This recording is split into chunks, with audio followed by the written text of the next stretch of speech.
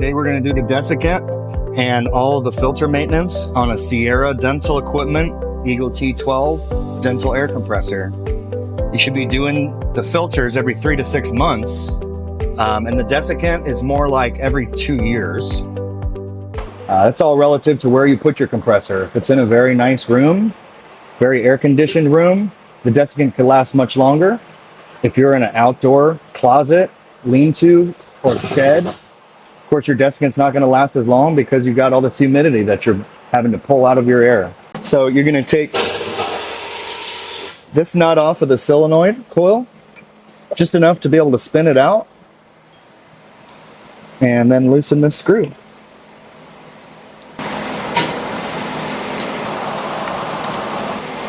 Set this out of the way.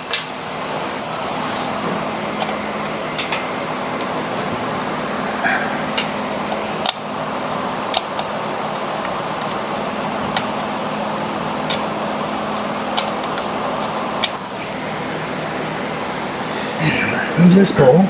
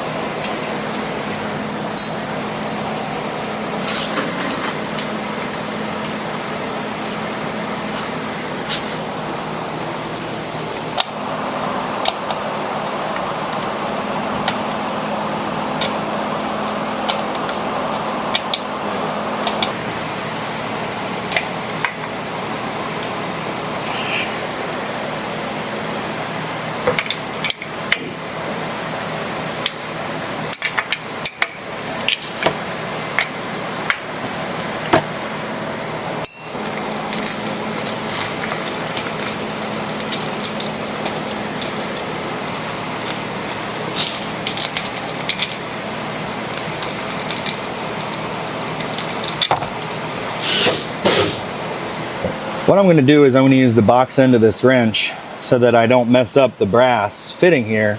I'm also going to take a temporary fitting and just use it as a finger type plug that'll help so that I don't deform this bushing as I remove it. What you're going to want to do is put force up against the cylinder as you're loosening so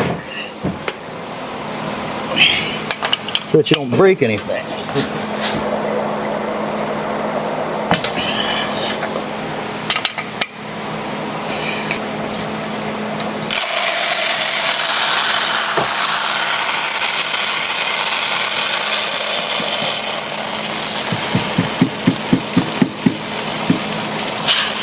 Feel the desiccant, and you can definitely tell if it's wet, warm, saturated. It's definitely time to replace this desiccant.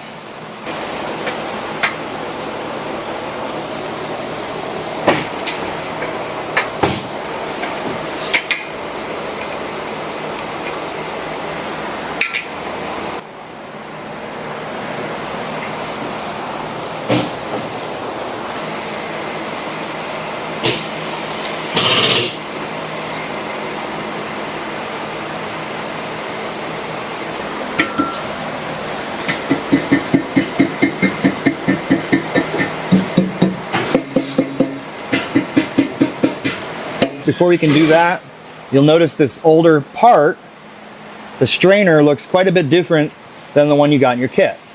That's okay, this is a product improvement. We're gonna go ahead and change this piece out for this piece before we reassemble.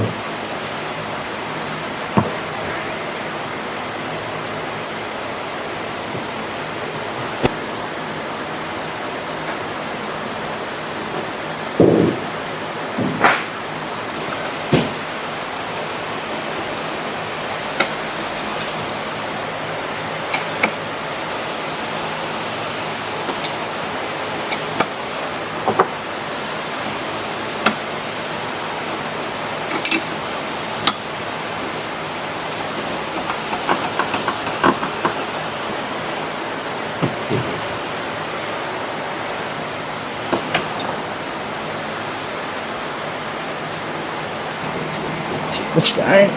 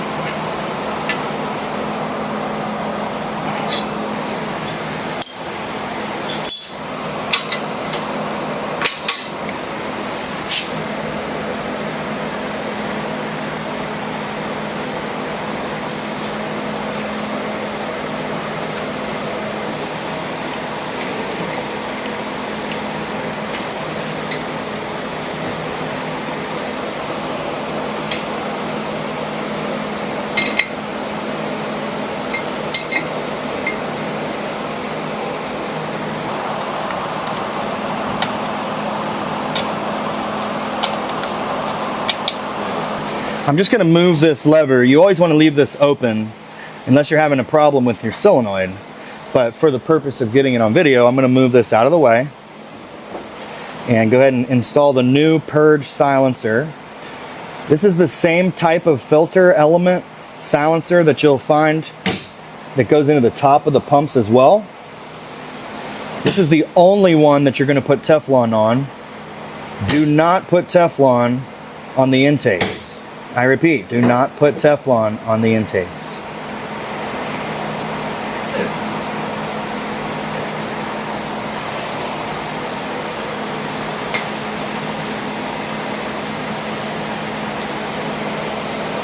Don't over tighten this. It is plastic. Just going to go snug and then 1/4 turn. Don't forget to open that valve back up.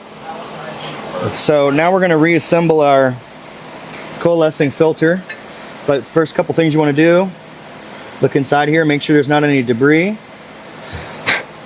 and also on the bottom of your bowl you've got a piston drain, and this drain will open up if there's no pressure in this bowl. In other words, after the compressor shuts off and purges all of its air, that way this little guy can drain.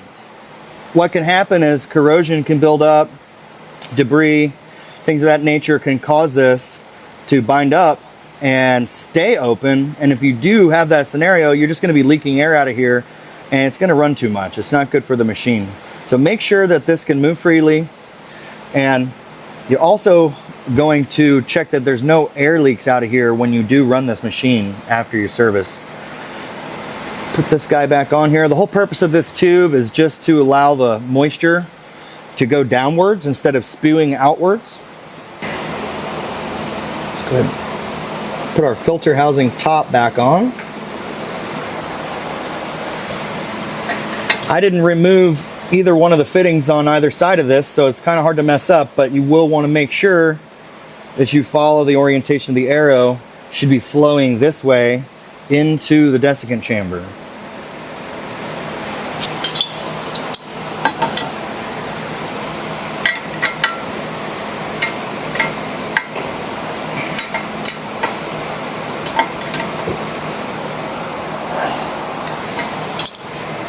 The next step is this coalescing filter. Now, I don't like to touch the filter very much, so I keep it in the bag until I'm ready to change it, but I want to show you a comparison. It's time to change this filter. It's got some discoloration. It's definitely wearing out from a little bit of heat exposure. And this is something you want to be changing every 3 to 6 months, depending on how busy your practice is. Never let this go more than a year. To put this filter back on, all you're going to do is slide it up underneath over top of this little threaded stud, and you can actually feel back and forth that you're inside of the groove where it's supposed to ride. Now you got to take this female side of the threads and align it with that little plastic thread I showed you. It's a little bit tricky, but you'll get it. Get it started. It's like a wing nut, and just keep that filter seated to the top until the bottom of this wing nut makes a nice contact and creates a good seat and a good seal so that contaminants can't go around the filter. You don't want to over tighten this. The filter will collapse on itself and you'll lose the ability to create that seal. So don't over tighten it, just snug. We'll go ahead and put this back on here.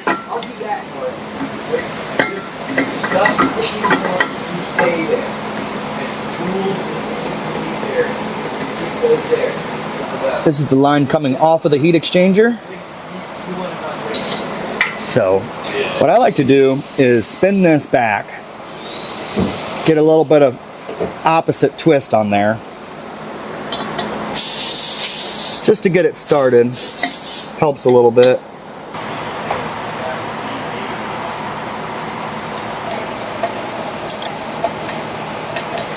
So now it's all back together. We've got a little bit of a twist in this hose. So if you can't get that to come out, just go back here and loosen this swivel fitting, straighten your hose out, and then reapply the hose. We're going to put this, fill this desiccant back up. The new desiccant has a mix of 2 different types of desiccant. One is white and looks like the desiccant that I just removed from this older cylinder. And then there's also a clay colored ball that's also in here. So don't be alarmed. It's just a new and improved version of the desiccant, and you're just upgrading it to the newer technology. It's a really good chance that you're going to have extra desiccant. We give you extra because it's easy to spill, and we rather give you extra than not enough.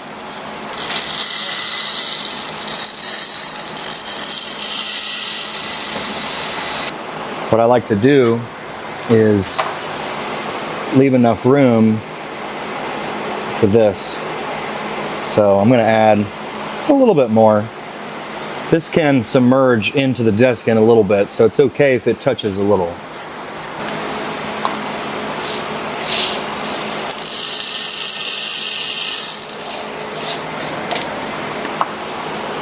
Not that much. So that'll work.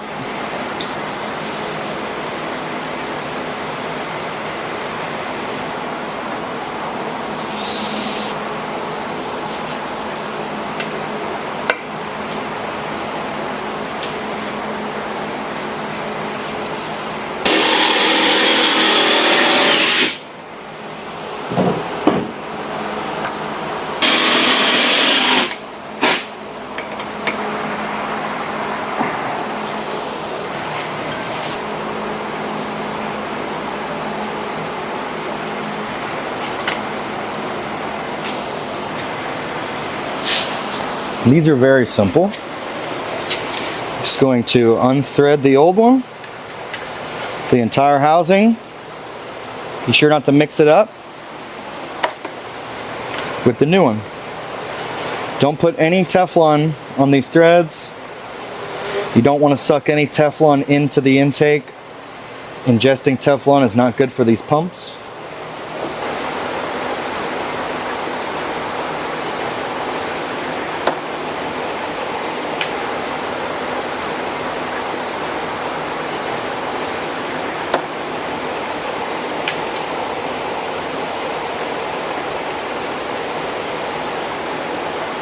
Just snug and then a quarter turn.